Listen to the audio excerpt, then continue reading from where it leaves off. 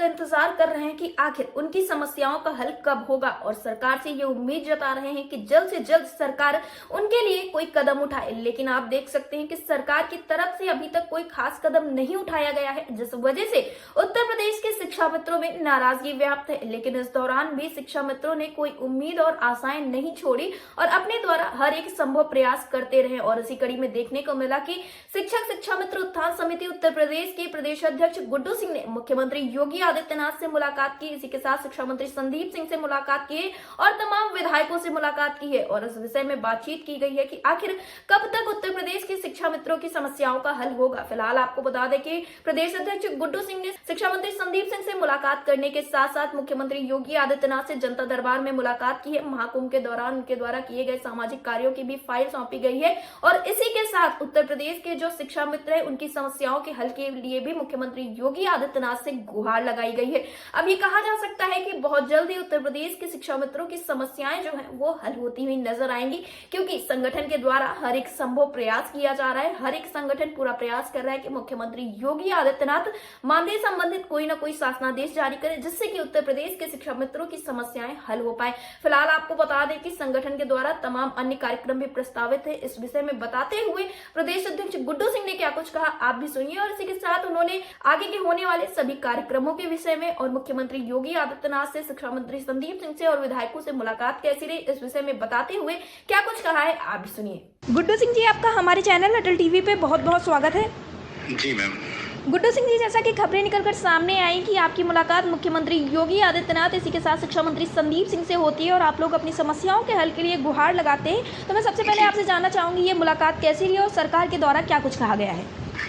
ये मुलाकात मेरी मैडम परसों के दिन मुख्यमंत्री जी जनता दर्शन में काफी दिनों के बाद मिले थे जी। तो मेरी वही सुबह 8:45 पर मुलाकात हुई थी जी। और जो हम लोगों ने महाकुंभ में कार्यक्रम किया था उसकी पूरी हम फाइल लेकर गए थे जी। और अपने स्वयं संगठन के मांग पत्र पर हम वहाँ पहुंचे थे जी। और तो मुख्यमंत्री जी के समक्ष मैंने सारी चीज जितना पेज वाइज था, जिन जनपदों से जो भी चीजें हुई थी उनके समक्ष हमने रखी अपनी बात, अपने मांग पत्र भी रखा और अपना जो भी था अन्य विनय के साथ उनके साथ अपनी बात कही। तो महाराज जी का यही कहना था कि चलो ठीक है, और क्योंकि जनता दर्शन था काफी टाइम होता नहीं है ना, तो इस तरह से उनसे मुलाकात हुई है। कुल मिला के मैं यही कह सकता हूँ कि जो भी हमने बातें कही उनसे तो उन्होंने पूरी तरह से हमारी बातें सुनी और जो हमने महाकुंभ में कार्यक्रम किया था, जो मेरी पूरी फाइल थी हर जनपदों की, तो उन्होंने उनके द्वारा ये कहा गया कि आप लोगों के द्वारा जो कार्य किया गया है बहुत अच्छा है। जी गुड्डू जी, इस बीच में आपने बताया था कि आप लोग और भी अन्य कार्यक्रम करने वाले हैं, तो उन कार्यक्रमों के लिए क्या कुछ सोच के रखा है आप लोगों ने?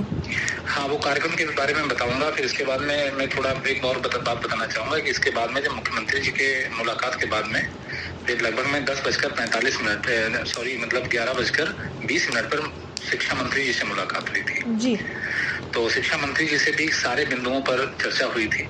उसमें से एक तो हमारे लोगों का जो टेट पास शिक्षा मित्रों के नियमितीकरण को लेकर भी जैसे अन्य राज्यों में किया गया है, यहाँ पर फिर क्योंकि हम लोग बार बार मिलते हैं तो वही सारी मांग रहती हैं। और जैसे कि एक जो आपने देखा होगा वो जो महिलाओं के अंतर जनपद ट्रांसफर का और शिक्षा मित्रों के जनपद में समायोजन का, तो उसके संबंध में भी हम लोगों ने जब मंत्री जी से बात करी तो उन्होंने तुरंत अपने पीएस तुरंत कॉल लगवाई।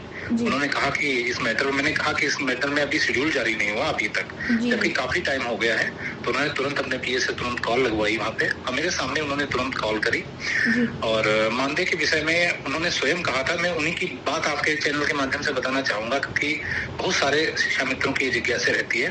उनके द्वारा उन्होंने मंत्री जी ने कहा था, शिक्षा मंत्री जी ने, कि आपका मानदेय वाकई में कम है ये तो मैं जानता हूँ, लेकिन आपका मानदेय कम से कम दोगुना तो होना चाहिए।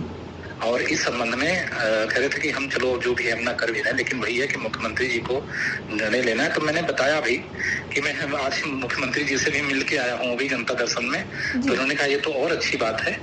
लेकिन फिर वही रहा कि मुख्यमंत्री जी, शिक्षा मंत्री जी हमारे बहुत अच्छे हैं, हम लोगों से बहुत कैजुअली मिलते हैं, बहुत ही अच्छे हैं, हर बात बहुत अच्छे से सुनते हैं, कभी ये लगता ही नहीं कि मैं एक शिक्षा मंत्री जी के सामने बैठा हूँ इस तरह से।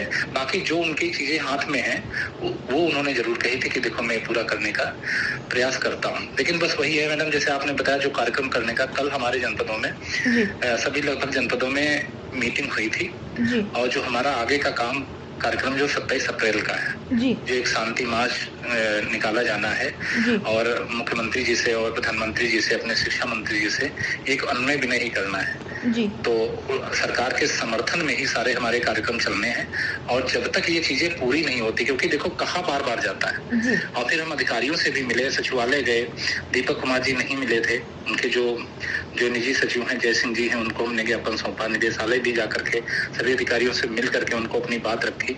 लेकिन एक बात वही आती है हर बार को कि आखिर कब होगा। जी। ये बताने को जैसे कोई भी हो, ये तो बताए कि आखिर कम से कब होगा। जी। तो इसलिए जब तक नहीं होता है मैडम, जी। तब तक हम लोग अपना अनुनय विनय के साथ महाराज जी से, अपने शिक्षा मंत्री जी से, अपने प्रधानमंत्री जी से अनुनय विनय करते रहेंगे और गुहार करते रहेंगे। और अपने शिक्षा मित्र साथियों से ये कहना चाहता हूँ कि 27 अप्रैल को सभी जनपद मुख्यालयों पर जी। जितने भी टेट पास शिक्षा मित्र हैं अपने जनपद के मुख्यालय पर जाएंगे और शांति पूर्वक अपने माननीय महाराज जी से अनुनय विनय के साथ शांति मार्च निकालेंगे और उनसे प्रार्थना करेंगे कि हमारा जो भी मानदेय है, नियमितीकरण है या जो भी रास्ता है वो जल्द से जल्द साफ। जी। गुड्डू जी, एयरटेल टीवी से जुड़ने के लिए धन्यवाद। Thank you ma'am.